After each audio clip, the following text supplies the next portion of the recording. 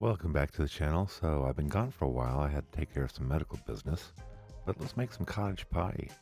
So we're going to take 2 portions of salt and pepper, about 1 teaspoon each. We're going to save half of the portion for the meat when you're cooking the meat, and then half the portion we'll be using in the potatoes. I'd like to just get all my ingredients set up and ready to go as I need them. So let's just set that aside for now. Let's chop up 2 sprigs of fresh thyme. The fresher the better. Just pull the stems and you'll get all the little leaves. And we're just going to give it a little bit of a chop. Thyme is a wonderful herb for this dish. Really brings out a great flavor with the mushrooms. So once we're done with that, we'll just set that aside and we're going to pull out 1 sprig of fresh rosemary. The fresher the better. Just pull off the leaves and give it a fine chop. You don't want any big pieces left over, so chop it up pretty fine. And we're just going to set all these herbs aside and we'll use those when we cook the meat. So along with this, we're going to use 2 cups of washed cremini mushrooms. We're going to chop it up to small little pieces. The mushrooms add a really nice meaty flavor that I love, and it really enhances the dish. So let's just set it up in a bowl and set it aside for now. We're going to add more to it. We're going to take 2 to 3 small or medium carrots, and we're going to grate these up. These are pretty small, the ones I'm using. You should end up with at least about a cup to cup and a half's worth of grated carrots when you're done. I got a couple pieces left over. I'm just going to use those for a snack. Okay, so what dish isn't good without garlic? Let's just grate up 2 cloves of garlic here and add that to the rest of the vegetables. We're just going to toss this all in together once we're ready. I'm going to take 1 medium onion and dice it up small. By dicing them up small, they'll just melt away in the dish and just add its flavor. You want to know the trick to how to cut an onion in a perfect dice? Let me show you here. First, you're going to cut the horizontal slices in the onion and then vertical slices, making sure not to go all the way to the back end. And once you've done this, all you need to do now is just chop it down in the size of dice that you want. Once you get to the end, then you just flip it over and chop up the rest. Super simple. So let's set those aside for now and move on. Onions, mushrooms, and beef. They just go great together. Okay, so let's pour a cup of wine. I'm using a Syrah. You can use any kind of red, Pinot Noir, or Cab. Just make sure you save a cup for yourself. Let's make 1 cup of chicken stock, and we'll add that to the dish later on.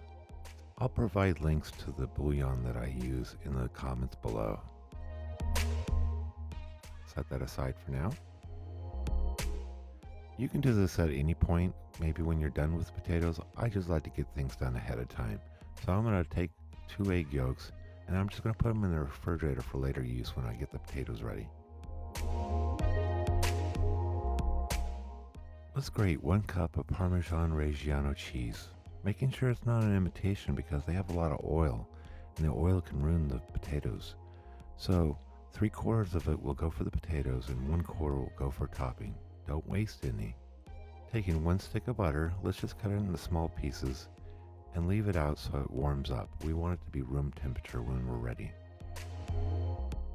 6 to 8 large russet potatoes, depending on whether you're making a large casserole or several individual dishes like I am. Wash, peel, and cut your potatoes in half. Cook in about 20 to 25 minutes until they're fork tender. Don't forget to add salt to the water. Of course, you could use gold Yukons or other potatoes, but I prefer the russets for my mashed potatoes. So let's heat up 2 tablespoons of olive oil on medium-high heat. We're just going to let it heat up until it starts to shimmer. Taking your onions, let's just go ahead and saute them for a few minutes till they're nice and clear and translucent. And once that's done, let's add the meat, chop it up and stir it in until it's brown on all sides. Once you've got that ready, let's go ahead and add those veggies, the mushrooms, carrots, and garlic. Stir that in nicely.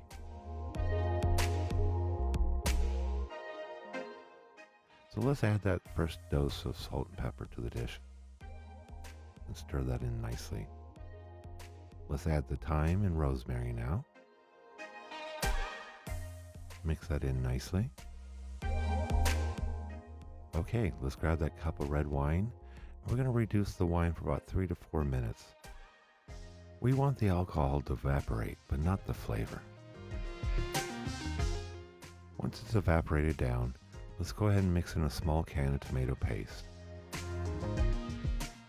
And once you got that mixed in, let's go ahead and add in that cup of chicken stock. Stir it in nicely. And then we're going to add 2 tablespoons of Worcestershire sauce. Brings out a nice flavor.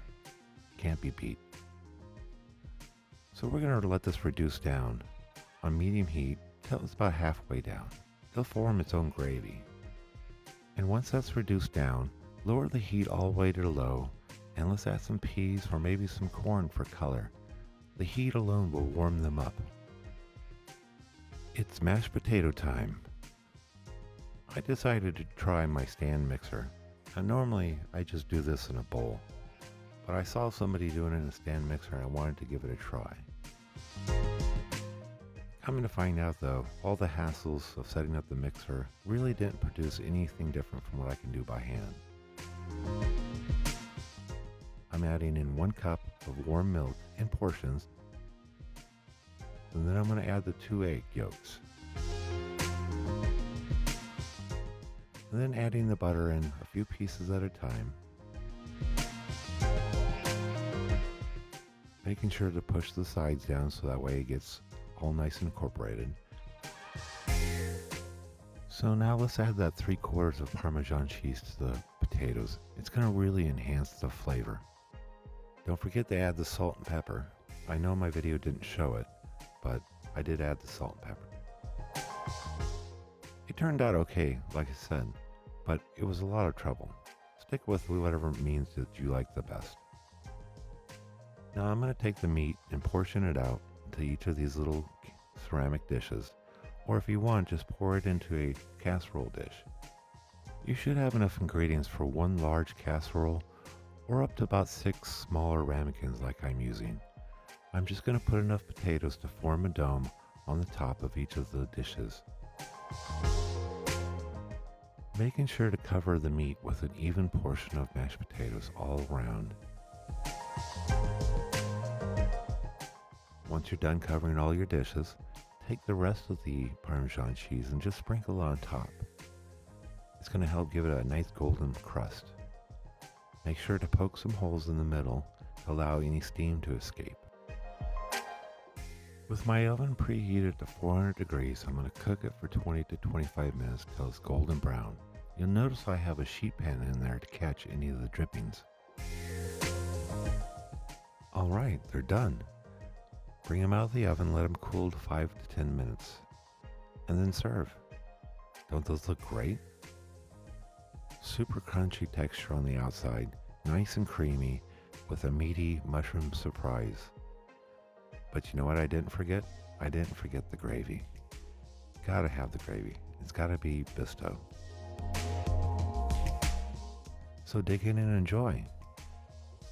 Until next time, I'll see you in the kitchen.